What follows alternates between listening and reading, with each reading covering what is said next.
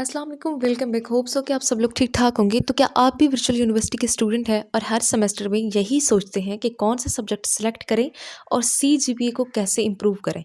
तो आज की वीडियो आपके लिए बहुत अहम होने वाली है। इस वीडियो में मैं आपको ना सिर्फ सब्जेक्ट सिलेक्शन के बारे में बताऊंगी, बल्कि वो अहम टिप्स भी शेयर करूंगी जिन्हें फॉलो करके आप अपना सीजीपीए इम्प्रूव कर सकते हैं। और साथ ही साथ ये भी बताऊंगी कि आखिर वो कौन सी गलती हैं जिनकी वजह से बहुत से स्टूडेंट के एफ ग्रेड आ जाते हैं, हालांकि वो तैयारी भी करते हैं, लेकिन सब्जेक्ट सिलेक्शन में कुछ ऐसी मिस्टेक हो चुकी होती हैं कि उनका फिर भी लो ग्रेड आते हैं और वो लोग फेल हो जाते हैं। वीडियो को स्टार्ट करते हैं। आपने सबसे पहले अपने एलएमएस पर आ जाना है। यहाँ पर आपने इस तरह से क्लिक करेंगे तो यहाँ पर कोर्स सिलेक्शन वाला टैब है। कोर्स सिलेक्शन पर जैसे ही आप लोग क्लिक करेंगे तो आपके पास कोर्स सिलेक्शन में जितने भी सब्जेक्ट्स आ रहे हैं वो आपको जो कोर्सेज आपको इस सेमेस्टर में अलाउ किए गए हैं उनको आप सिलेक्ट कर सकते हैं। जैसे ही आप लोग यहाँ इस टैब में अगर आपका कोई सब्जेक्ट फेल है तो सबसे पहले वो शो हो रहा होगा, उसके बाद जो इम्प्रूव करने वाले सब्जेक्ट हैं वो शो हो रहे होंगे कि इनको आपने इम्प्रूव करना है, और उसके बाद सबसे नीचे न्यू कोर्सेज होंगे जिनको आप अभी इस सेमेस्टर में सिलेक्ट कर सकते हैं। जैसे यहाँ पर ऊपर में वो वाले कोर्सेज शो हो रहे हैं जो इम्प्रूव करने वाले, जिनको आप इम्प्रूव कर सकते हैं अगर आप लोग चाहें तो। अदरवाइज अगर ना चाहें तो इम्प्रूव करें या ना करें, ये आप पर डिपेंड करता है। ज़रूरी नहीं होता कि आप इनको इम्प्रूव करें। अगर आपको ओवरऑल सीजीपीए अच्छा है तो आपको इम्प्रूव करने की ज़रूरत नहीं होती। बाकी जो न्यू कोर्सेज हैं इनको सिलेक्ट करने का सिंपल ये तरीके, इस पर आप लोग ऐसे क्लिक करेंगे, ये ग्रीन हो जाएगा। अच्छा, अगर आपके दो ऐसे सब्जेक्ट हैं, 2 हैं, 3 हैं, 4 हैं, उनका एक पेयर बना हुआ है और लिखा हुआ है कि you can select maximum 1 course from this group, और साथ में इलेक्टिव सब्जेक्ट लिखा हुआ है, तो फिर आपको उन 3-4 सब्जेक्ट में से एक सब्जेक्ट चूज़ करना होता है। और ये बहुत ही इम्पोर्टेंट यहाँ पे आपकी रिस्पॉन्सिबिलिटी बनती है कि आप जो वो 3-4 हैं सब्जेक्ट उनके सबसे पहले गूगल पे जाएं, उनके जो हैंडआउट्स हैं उनको डाउनलोड करें। यूट्यूब पर इनके 2-3 लेक्चर्स लें, कंटेंट देखें कि आपके लिए कौन सा वाला इजी है। किसी के कहने पर आपने हरगिज़ सेलेक्ट नहीं करना कि किसी ने आपको कह दिया कि ये वाला ज़्यादा इजी है तो आप उसको सिलेक्ट कर लो, बाद में आपको उसकी समझ ही ना आए।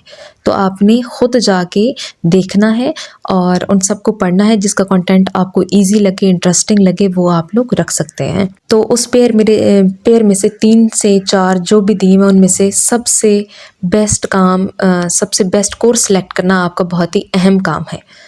पहली बात ये है, यहाँ पर स्टूडेंट गलती करते हैं कि रखना उन्होंने और होता है, किसी से पूछ करके चले हमारा टाइम लगेगा, हम हैंडआउट्स डाउनलोड करेंगे, इतना ज़्यादा हमसे एनालाइज नहीं होता है। तो सिंपल किसी से पूछ के इनमें से कौन सा ईजी है लेके रख लेंगे। बाद में फिर जब उसमें ग्रेड्स कम आते हैं तो फिर स्टूडेंट्स कहते हैं कि ये तो हमसे बहुत बड़ी मिस्टेक हो गई, जब कोई दूसरा सब्जेक्ट बहुत ईजी था हमें वो रखना चाहिए था। तो सबसे पहले तो आपने पहला काम ये करना है कि अगर कोई आपका इस तरह का सब्जेक्ट है तो सबसे पहले तो आपने उसको चूज़ करना है कि इन 3-4 में से आपके लिए कौन से वाला इजी है। हो सकता है एक बंदे के लिए एक इजी हो जबकि दूसरे के लिए वो इजी नहीं होता। कुछ लोग को प्रोग्रामिंग अच्छी लगती है, कुछ लोग को थ्योरी समझ में आती है। सो ये हो गया पहला काम। दूसरा काम, अब जैसे यहाँ पे लिखा हुआ है you can select maximum 2 courses from the course group 607 और 607 प्रैक्टिकल। अगर कोई आपका इस तरह का कोर्स है तो आपने इन दोनों को रखना है। यहाँ पर लिखा हुआ है कि 2 कोर्सेज आपने रखने हैं, 607 भी पढ़ना है, 607 प्रैक्टिकल भी पढ़ना है। तो अगर आपका कोई इस तरह का कोर्स हो जिसमें जैसे 302 है और उसके साथ में प्रैक्टिकल है, 304 है उसके साथ में प्रैक्टिकल है, 610 है उसके साथ प्रैक्टिकल है, तो इस तरह का आपका कोई भी सब्जेक्ट है तो आपको जब थ्योरी पढ़ रहे हो तो उसके साथ ही प्रैक्टिकल पढ़ो। तो आपको एक ही बुक पढ़ने से दोनों की तैयारी हो जाएगी। अगर आप एक दफ़ा CS 607 सेलेक्ट करेंगे, नेक्स्ट सेमेस्टर में उसका प्रैक्टिकल करेंगे तो ये आपके लिए ज़्यादा मुश्किल है। एक दफ़ा आप एक बुक पढ़ेंगे, दोबारा फिर नेक्स्ट सेमेस्टर में आपको वही बुक पढ़ के प्रैक्टिकल का पेपर देना पड़ेगा। सो आपने प्रैक्टिकल को और दूसरे सब्जेक्ट को एक ही दफ़ा में एक ही सेमेस्टर में सिलेक्ट करना है। अब देखते हैं कुछ ऐसे सब्जेक्ट्स जो कि रिक्वायर्ड हैं, जैसे MTH 603 है, 614 है, 625 है, ये सारे रिक्वायर्ड हैं, हमने रखने हैं, सारे रखने हैं, ठीक है। जहाँ पर आपको दी हुई है ना सिलेक्शन के इन 3-4 में से एक चूज़ करो, वो तो चले आप लोग अपने अकॉर्डिंग कर लेंगे। अब जो रिक्वायर्ड है उनका क्या किया जब वो तो पढ़ने ही हैं। आप पहले भी पढ़ेंगे तो एक सेमेस्टर पहले भी पढ़ना है, एक सेमेस्टर बाद भी पढ़ने, आपने पढ़ने तो हैं।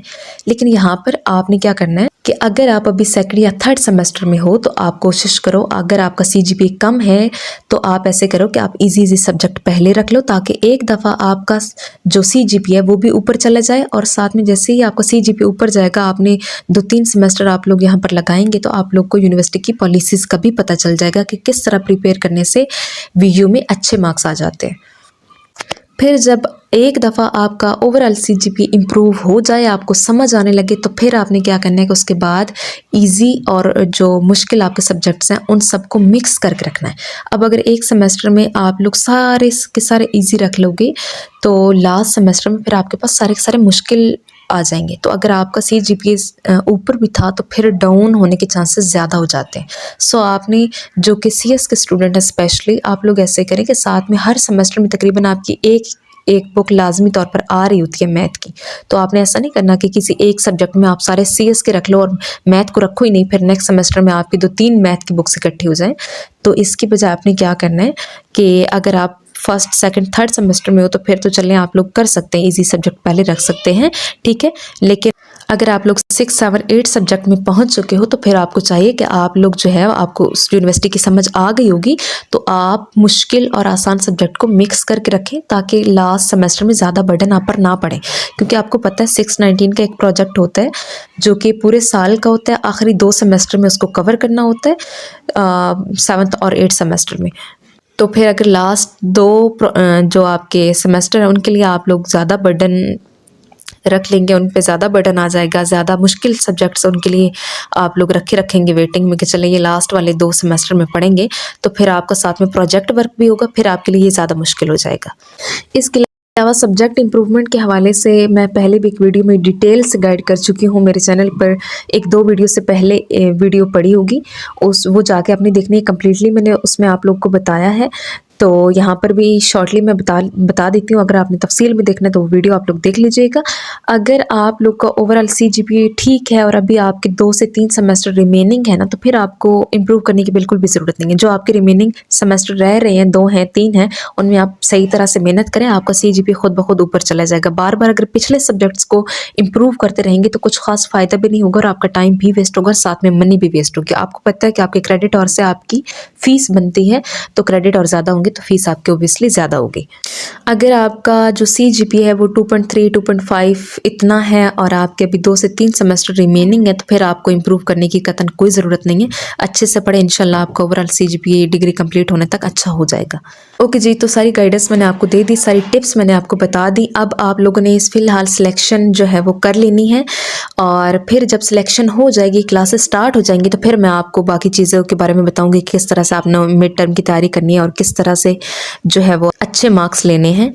और आपको पता है कि मैं अपने ग्रुप में करंट पेपर्स और फाइल्स, जो भी इंपॉर्टेंट फाइल्स वगैरह होती है, वहाँ पे शेयर करती हूँ। तो अगर आप लोग को करंट पेपर्स के हवाले से कोई आइडिया नहीं होता, या आप लोग फाइल लेना चाहते हैं और आप लोग को मिलती नहीं है पेपर के टाइम पे, तो अभी जाके मेन चैनल पे लिंक दिया हुआ है व्हाट्सएप का, उसको ज्वाइन कर लें। सब्जेक्ट सिलेक्शन के हवाले से भी अगर किसी को कोई भी गाइडेंस चाहिए हो तो इनबॉक्स कर सकते हैं। अभी हमने ये सब्जेक्ट सिलेक्ट कर दिए। सिलेक्ट करने के बाद सिंपल आपने ये नीचे बटन है सेव सिलेक्शन का, जैसे ही इस पर क्लिक करेंगे तो हमारे पास लिखा हुआ आ जाएगा कुछ इस तरह से कि आपकी कोर्स सिलेक्शन सेव हो चुकी है। Your course selection for the semester spring 2026 is saved successfully. अब लोड कोर्सेज पर करेंगे तो ये लोड भी हो जाएंगे, और अगर इन केस लोड नहीं हो रहे होते तो एक दफ़ा से शो होंगे। ये ब्लर इसलिए शो हो रहे होते हैं क्योंकि अभी तक क्लासेस स्टार्ट नहीं हुई। जैसे ही क्लासेस स्टार्ट होगी ना, तो इस तरह से कुछ टैब आ जाएगा जैसे CS 619 का, तो ठीक है, ये ब्लर हट जाएगा।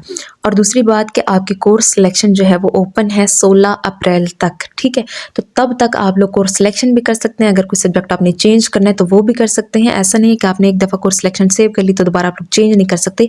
कोर्स सिलेक्शन जब तक ओपन है तब तक आप इस सब्जेक्ट्स को एडिट कर सकते हैं, एक सब्जेक्ट को दूसरे सब्जेक्ट से रिप्लेस कर सकते हैं।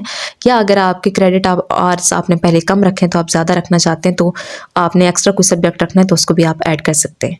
होप्स हो कि ये वीडियो आपके लिए हेल्पफुल रहेगी। अगर आपके लिए हेल्पफुल रही है तो काइंडली चैनल को सब्सक्राइब करके वीडियो को लाइक कर दें। And thank you so much for watching.